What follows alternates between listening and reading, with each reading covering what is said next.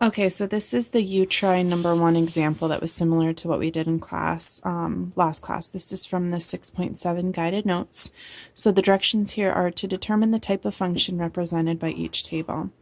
So if we look at the x values here, they're all increasing by 1, so that's nice. We can just focus on the y's. So I want to look and see if I see a common difference or a common ratio. It's a little tougher to see going left to right, but right to left I see 1, 3, 9, 27, so I'm kind of seeing this pattern of times 3. So if I'm multiplying by 3 from the right to the left, I'm dividing by 3 from the left to the right. And another way to say divided by 3 is times a third. So if I'm multiplying by a third consistently, I have an exponential function because there's a constant ratio. What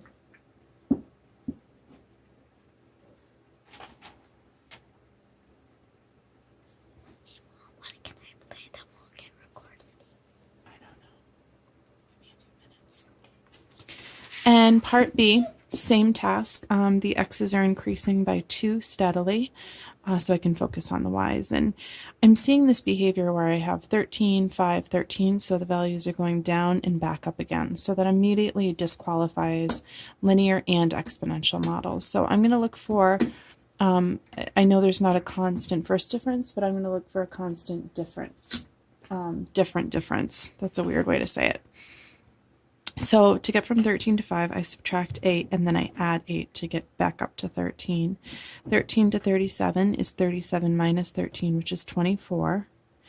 To 77 is 40. And to 133 is, oof, that's a big number. So 33 and 33, that's 66, I believe. So my first difference is not common, so I'm going to go ahead and look for a second difference.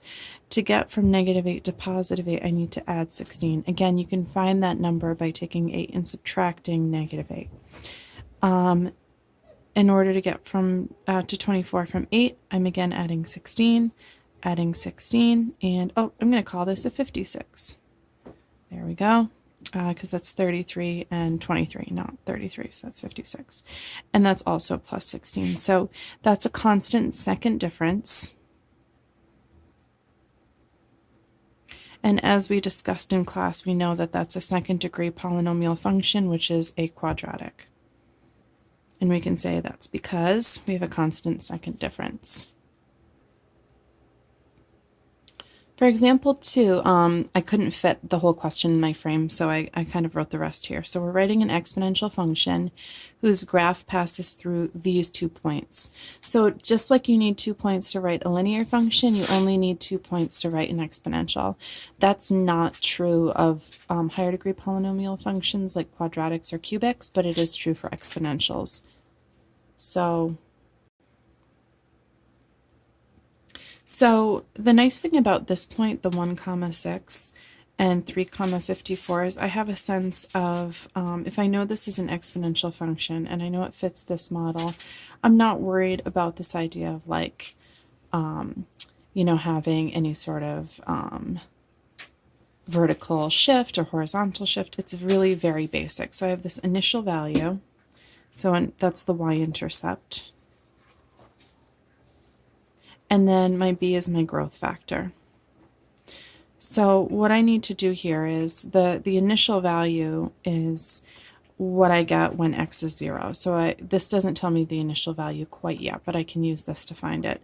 What I want to do here is I want to think about how does a 6 go to a 54? And that needs to happen over the same space as a 1 goes to a 3. So it was kind of a strange way to put it, but a 1 to a 3 and a 6 to a 54. So if you think about this model, what we have here is we have this 1 to 3 is over a period of 2, and the 6 to 54 is over a period of 2 as well. So in other words, in 2 x moves, the y changes by a factor of 9. So it's kind of a strange way to put it, but we want to think about what base got squared to make a change of 9. Maybe a better way to sort of explain this, slightly different, is Because like I can look at this and know 3 squared is 9, so I know my growth factor is 3, but that's not always going to be really obvious. So another thing you can do is think about it almost like a system. Like think about this guy, y equals a times b to the x. And for this value, 3 comma 54, 54 is the y, and 3 is the x. And for this other point, 1 comma 6, 6 is the y, and b is a 1. So I need to look for a solution to those two equations that happen simultaneously. So if you think back